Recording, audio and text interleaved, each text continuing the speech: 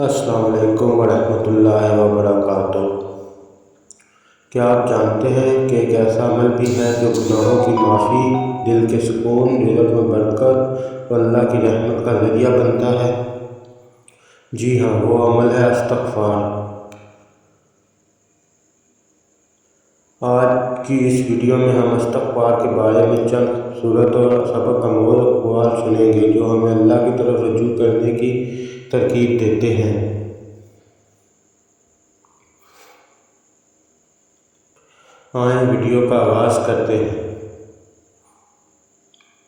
استغفار کو لازم پکڑو، اس میں ہر پریشانی کا راستہ نکلتا ہے۔ استغفار دل کو زندہ کرتا ہے اور گناہوں کا بوجھ ہلکا کر دیتا ہے۔ جو استغفار کرتا ہے وہ کبھی بھی اللہ کی رحمت سے مایوس نہیں ہوتا۔